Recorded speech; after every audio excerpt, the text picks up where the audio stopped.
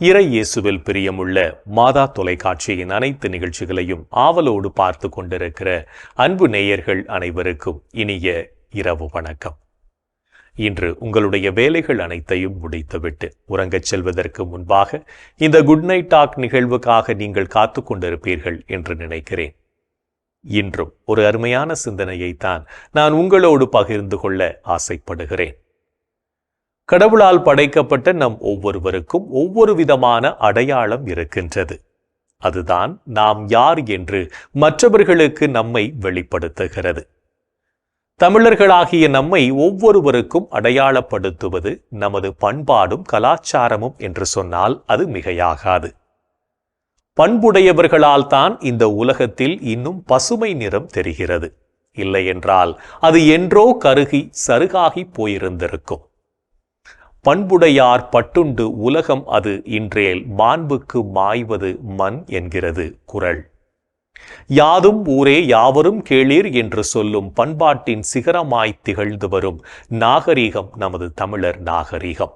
எல்லோரும் இன்புற்றிருக்க நினைப்பதுவே அல்லாமல் வேறொன்றும் அறியேன் பராபரமே என்று இறைவனிடம் வேண்டுவதில் கூட நமது பண்பாட்டின் உயர்ந்த நோக்கத்தை பறைசாற்றியவர் தாயுமானவர். அத்தகைய பண்பாட்டை நாம் பாதுகாக்க வேண்டும். பண்பாடு என்பது உள்ளத்து உணர்வோடு ஒன்றியிருப்பது. பண்பாடு என்பது வெறும் ஒழுக்கமோ நற்குணமோ மட்டுமல்ல, அதற்கும் மேற்சென்று ஒருவருடைய நடத்தையினையும் மனோபாவத்தையும் தீவிர உணர்ச்சிகளையும் அது உள்ளடக்கும் என்பதை உணர்ந்து கொண்டு பண்பாட்டை பாதுகாத்து வாழ முயற்சி செய்வோம். நமது பண்பாட்டு சிதறல்கள் நம்மை யார் என்று உலகுக்கு அடையாளம் காட்டும். நமது பாரம்பரியம், முன்னோர்கள் வழி வழியாக விட்டு சென்ற விழுமியங்கள், நமது இலக்கியங்கள், ஏன் நாட்டுப்புறவியலும் கூட பண்பாட்டின் அடையாளங்களை தேக்கி வைத்திருக்கின்றது. பண்பாடு இல்லாவிடில் நாம் வறண்டு போவோம்.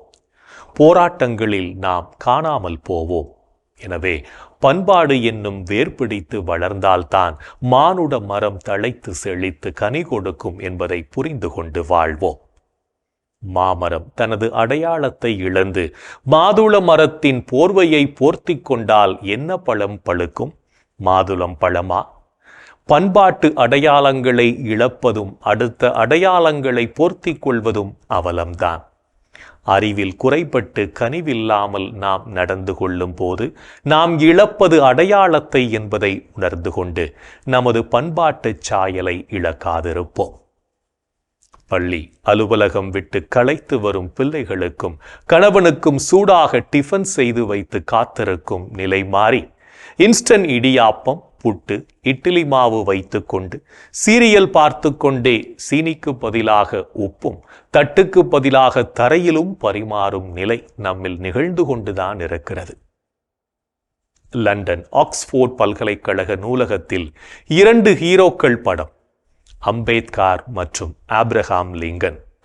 இன்று மனிதனின் நூலகமாக விளங்கும் தலையில் ஒரு சிப், கன்னத்தில் ஒரு சிப் என்று அழகிய முகத்தை அகோரமாக்கி, நீண்ட கூந்தலை குட்டையாக்கி, குட்டையானதை நீளமாக்கி அதை அழகு என்று அலையும் ஹீரோயிசம் இன்று நாகரிகமாகிவிட்டது.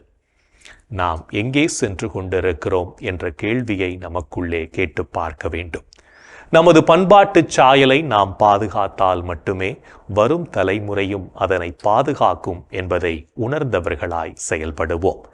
இன்றைய தினத்தை எடுத்துக்கொள்வோம். இந்த நாள் முழுவதும் நாம் நமது பண்பாட்டு சாயலை பாதுகாத்து வாழ்ந்தோமா என்று யோசித்து பார்ப்போம். மேலும் இந்த நாளில் நமது செயல்பாடுகள் எப்படிப்பட்டதாக இருந்தது என்று நம்மையே நாம் கேட்டு பார்ப்போம்.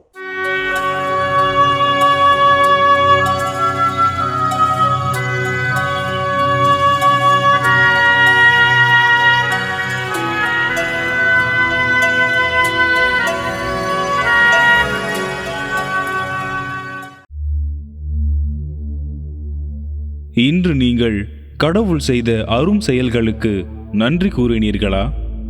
ஆண்டவருக்கு நன்றி செலுத்துங்கள். அவர் தம் பெயரை சொல்லி வழிபடுங்கள்.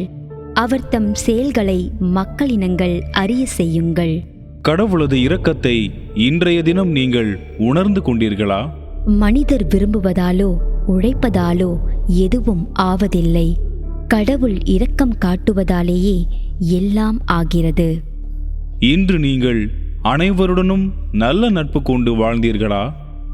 நீங்கள் ஒரு மனத்தவராய் இருங்கள். உயர்வு மனப்பான்மை கொள்ளாமல் தாழ்நிலையில் உள்ளவர்களோடு நன்கு பழகுங்கள். நீங்கள் உங்களையே அறிவாளிகள் எனக் கருதி பெருமிதம் கொள்ள வேண்டாம். இன்று நீங்கள் மற்றவருக்கு பயன் தரக்கூடிய வார்த்தைகளை பேசினீர்களா? கெட்ட வார்த்தை எதுவும் உங்கள் வாய் நின்று வரக்கூடாது. கேட்போர் பயனடையும்படி தேவைக்கு ஏற்றவாறு அருள் வளர்ச்சிக்கேற்ற நல்ல வார்த்தைகளையே பேசுங்கள். இன்று நீங்கள் தூய ஆவியாரை பழித்துரைத்தீர்களா? கடவுளின் தூய ஆவியாருக்கு துயரம் வருவிக்காதீர்கள். மீட்பு நாளை முன்னிட்டு உங்கள் மீது பொறிக்கப்பட்ட முத்திரையாக அவர் இருக்கிறார். இன்று நாம் இறைவனுக்கு ஏற்புடைய செயல்களை செய்திருந்தாலும் சமயங்களில் இறைவனுக்கு எதிராகவும் செயல்பட்டு அவருடைய அன்பிலிருந்து விலகிச் சென்றிருப்போம். அத்தகைய தருணங்களுக்காக மனம் வருந்தி மன்னிப்பு கேட்டு மனத்துயர் மன்றாட்டை ஜெபிப்போம்.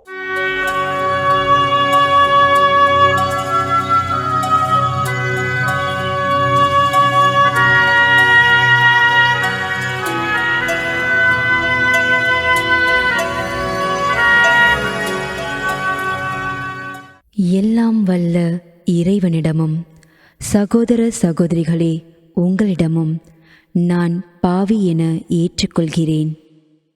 ஏனெனில் என் சிந்தனையாலும் சொல்லாலும் செயலாலும் கடமையில் தவறியதாலும் பாவங்கள் பல செய்தேன். என் பாவமே, என் பாவமே, என் பெரும் பாவமே. ஆகையால் எப்போதும் கன்னியான புனித மரியாவையும் வானதூதர் புனிதர் அனைவரையும் சகோதர சகோதரிகளே உங்களையும் நம் இறைவனாகிய ஆண்டவரிடம் எனக்காக வேண்டிக்கொள்ள மன்றாடுகிறேன். ஆமேன். மனத்துயர் மன்றாட்டை ஜெபித்ததன் வழியாக இறைவனிடமிருந்து மன்னிப்பை பெற்றிருப்போம் என்ற நம்பிக்கையோடு இறை வேண்டலில் இணைவோம்.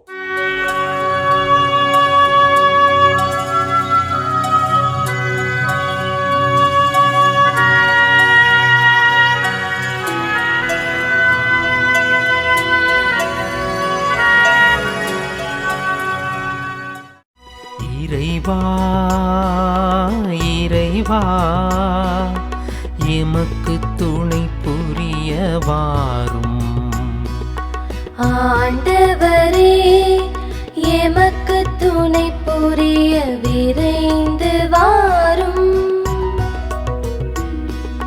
தந்தைக்கும் மகனுக்கும் தூய ஆவியார்க்கும் மாட்சி உண்டாவதாக. தொடக்கத்தில் இருந்தது போல் இப்பொழுதும் எப்பொழுதும் என்றென்றும் இருப்பதாக. ஆமென்.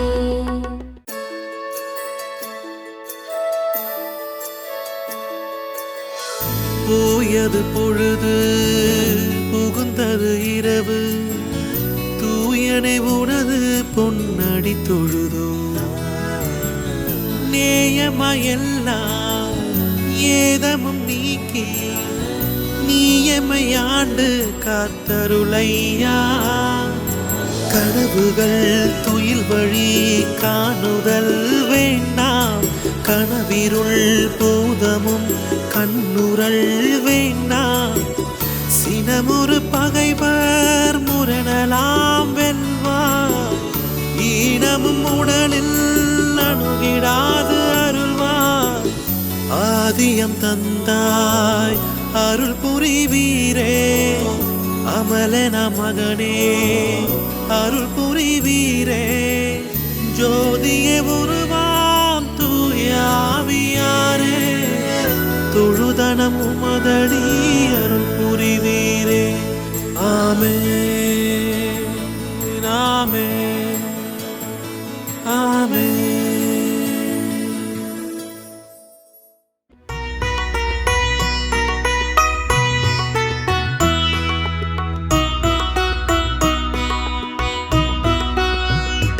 என் தலைவராகிய கடவுளே, நீர் விரைவில் சினமுறாதவர், பேரன்பு கொண்டவர். என் தலைவராகிய கடவுளே, நீர் விரைவில் சினமுறாதவர், பேரன்பு கொண்டவர்.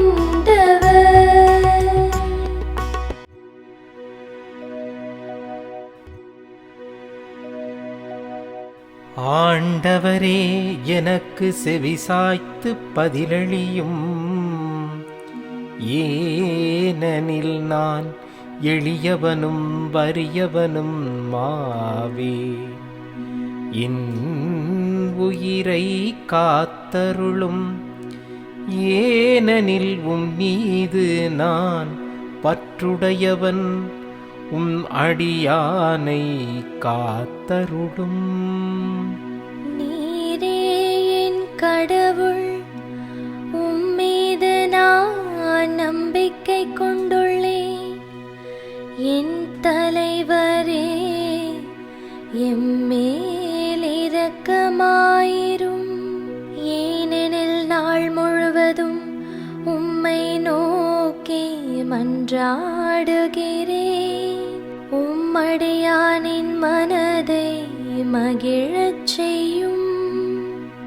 என் தலைவரே, உம்மை நோக்கி என் உள்ளத்தை உயர்த்துகின்றேன்.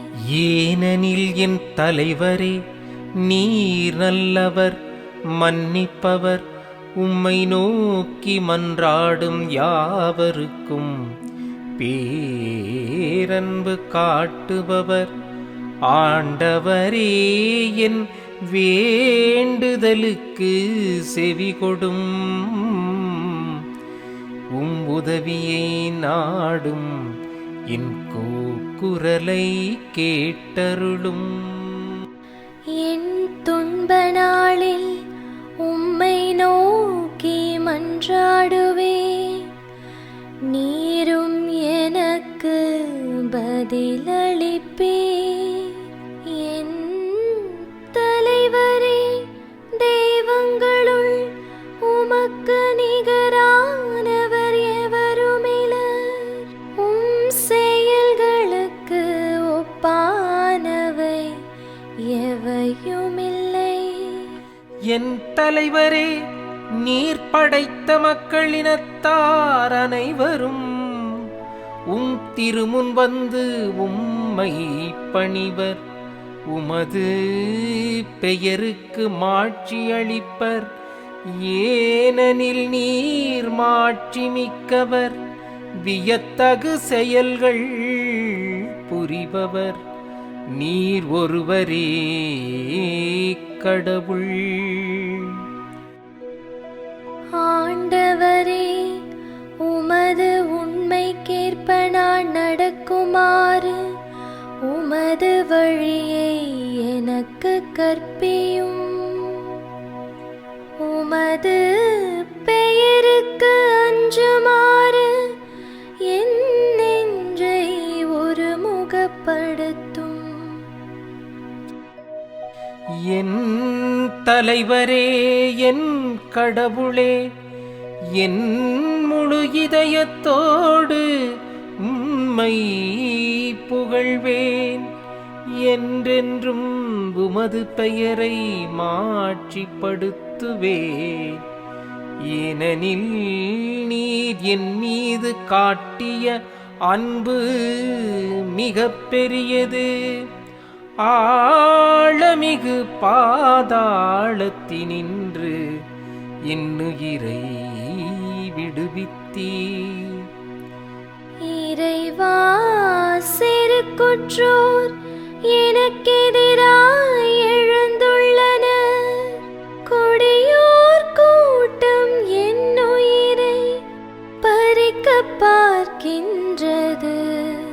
அவர்களுக்கு உம்மை பற்றிய நினைவே இல்லை. என் தலைவரே, நீரோ இரக்கமிகு இறைவன் அருள் மிகுந்தவர், விரைவில் சினமுறாதவர், பேரன்பும் சொல்லுறுதியும் பெரிதும் கொண்டவர், என்னை கண்ணோக்கி என் மீது இறங்கும். அடியானுக்கு ஆற்றலை தாரும், அடியாளின் மகனை காப்பாற்றும். நன்மைத்தனத்தின் அடையாளம் ஒன்றை எனக்கு காட்டியருளும், அதைக் கண்டு என் எதிரிகள் நாணுவார்கள். ஏனெனில் ஆண்டவராகிய நீர் தாமே எனக்கு துணை செய்து ஆறுதல் அளித்துள்ளீ. தந்தைக்கும் மகனுக்கும் தூய ஆவியார்க்கும் மாட்சி உண்டாவதாக. தொடக்கத்தில் இருந்தது போல் இப்பொழுதும் எப்பொழுதும் என்றென்றும் இருப்பதாக. ஆமென். என் தலைவராகிய கடவுளே, நீர் விரைவில் சினமுறாதவர், பேரன்பு கொண்டவர். என் தலைவராகிய கடவுளே, நீர் விரைவில் சினமுறாதவர், பேரன்பு கொண்டவர். இறைவனின் உடனிருப்பு இந்த இரவு பொழுதிலும் நம்மை பாதுகாத்து வழி நடத்தும் என்ற நம்பிக்கையை இறை வேண்டலின் வழியாக பெற்றுக்கொண்ட நாம் இப்போது நாளைய நற்செய்தி வாசகத்திற்கு செவிமடுப்போம்.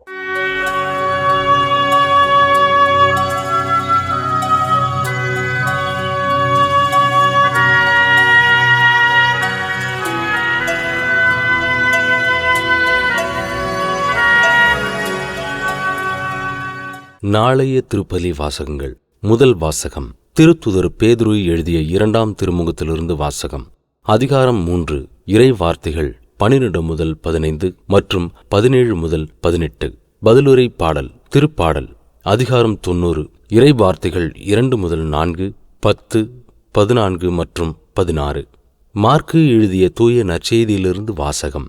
அதிகாரம் 12, இறை வார்த்தைகள் 13 முதல் 17 வரை. அக்காலத்தில் பரிசேயர் இயேசுவை பேச்சில் சிக்க வைப்பதற்காக பரிசேயர் சிலரையும் ஏரோதியர் சிலரையும் அவரிடம் அனுப்பி வைத்தார்கள். அவர்கள் அவரிடம் வந்து, போதகரே, நீர் உண்மையுள்ளவர், ஆள் பார்த்து செயல்படாதவர். ஏனெனில் நீர் எவரையும் பொருட்படுத்தாமல் கடவுளின் நெறியை உண்மைக்கு ஏற்ப கற்பிப்பவர் என்பது எங்களுக்கு தெரியும். சீசருக்கு வரி செலுத்துவது முறையா இல்லையா? நாங்கள் செலுத்தவா வேண்டாமா என்று கேட்டார்கள். அவர் அவர்களுடைய வெளிவேடத்தை புரிந்து கொண்டு, ஏன் என்னை சோதிக்கிறீர்கள்? என்னிடம் ஒரு தெனாரியம் கொண்டு வாருங்கள், நான் பார்க்க வேண்டும் என்றார். அவர்கள் அதை கொண்டு வந்தார்கள். இயேசு அவர்களிடம், இதில் பொறிக்கப்பட்டுள்ள உருவமும் எழுத்தும் யாருடையவை என்று கேட்டார். அவர்கள் அவரிடம், சீசருடையவை என்றார்கள். அதற்கு இயேசு அவர்களை நோக்கி, சீசருக்கு உரியவற்றை சீசருக்கும் கடவுளுக்கு உரியவற்றை கடவுளுக்கும் கொடுங்கள் என்றார். அவர்கள் அவரை குறித்து வியப்படைந்தார்கள். ஆண்டவரின் அருள்வாக்கு.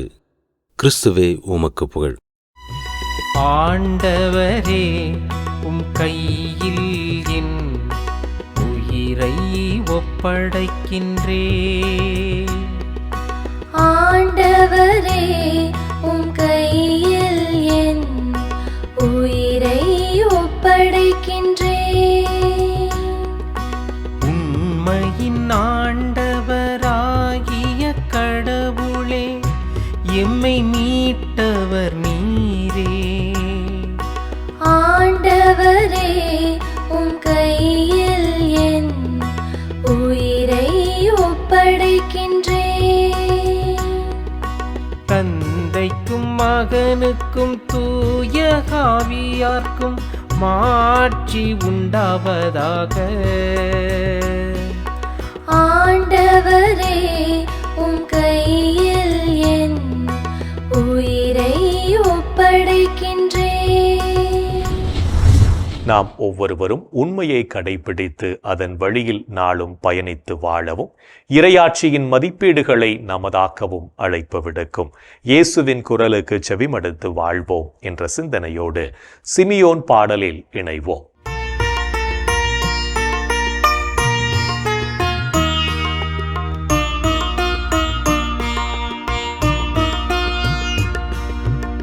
ஆண்டவரே, நாங்கள் விழித்திருக்கும் போது எங்களை காத்தருளும்.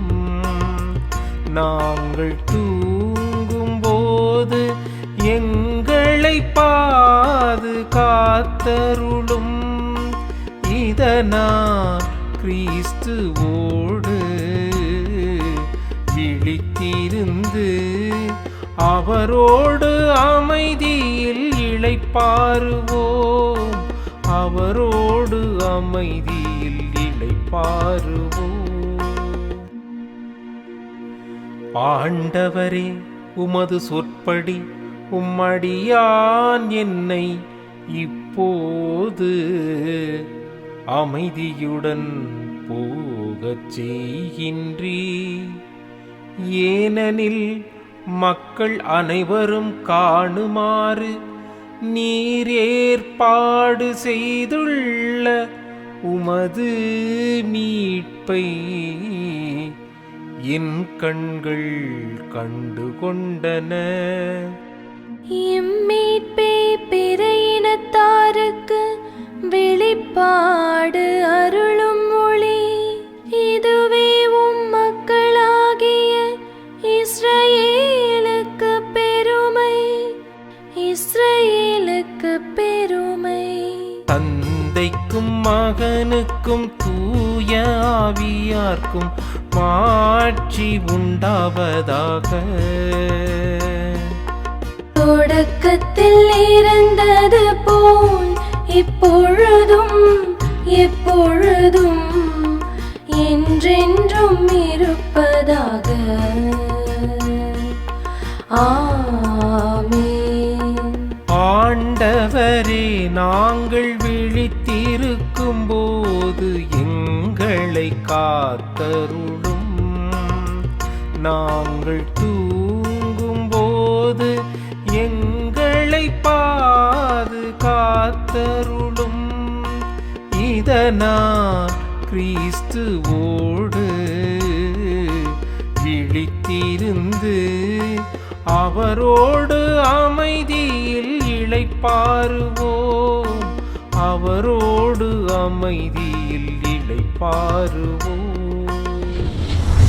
இறைவன் நம்மை ஒவ்வொரு நொடிப்பொழுதும் அற்புதமாய் வழிநடத்தி கொண்டிருப்பதை சிமியோன் பாடல் வழியாக உணர்ந்து ஜெபித்த நாம் இப்போது நாளைய புனிதரை பற்றி பார்க்கலாம்.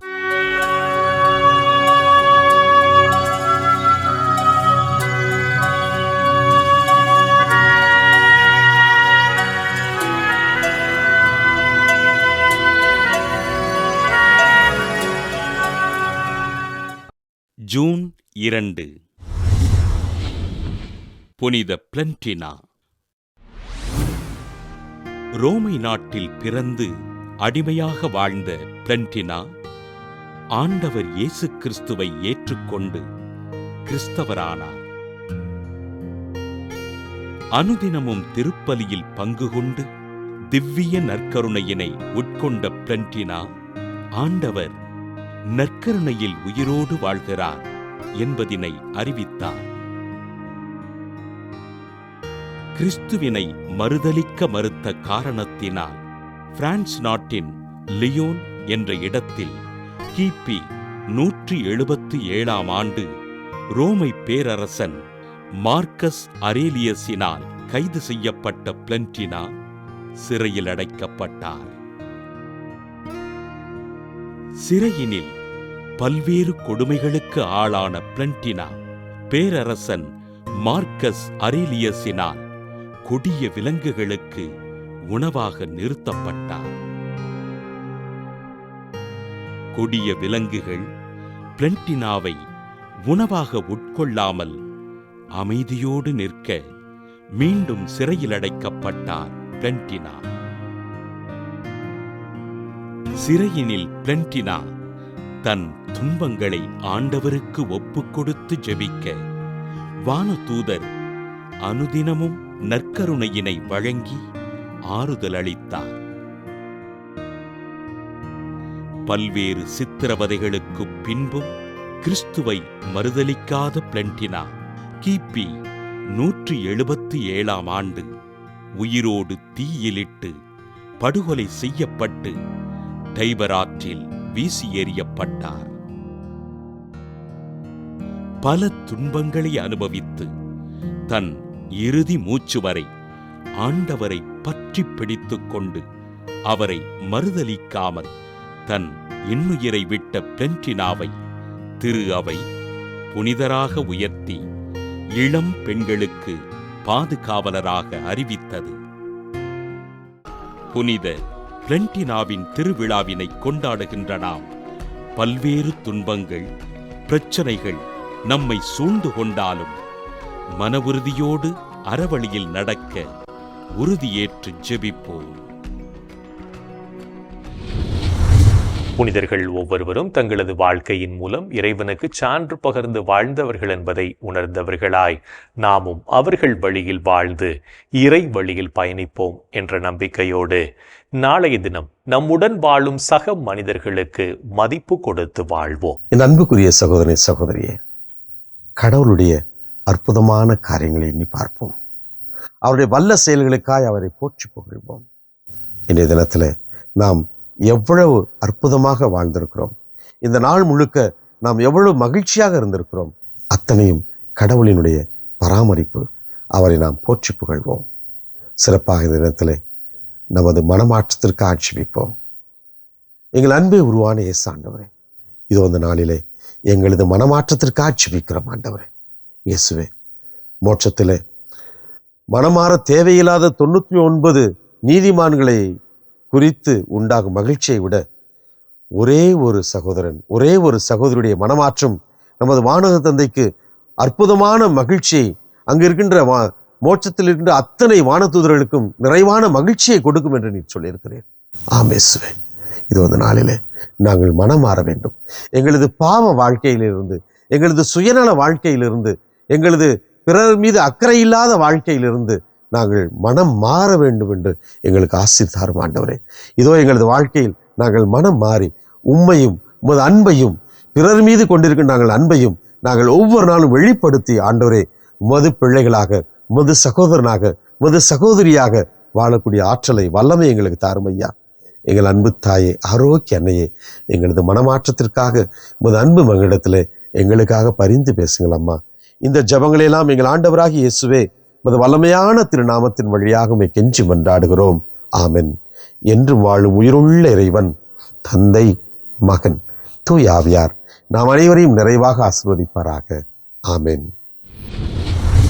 இந்த ஜெபத்தின் வழியாக இறை அன்பிலும் அரவணைப்பிலும் நாம் நலமோடு வாழ்ந்து கொண்டிருக்கிறோம் என்பதை உணர்ந்திருப்போம். இறை ஆற்றலும் வல்லமையும் என்றும் நம்மில் தங்கும். அன்னை மரியாவும் நமக்காக இறைவனிடம் பரிந்து பேசி நம்மை கரம் பிடித்து வழி நடத்துவார் என்ற நம்பிக்கையோடு அவரின் துணை வேண்டி இந்த நிகழ்வை நிறைவு செய்யலாம். Good night.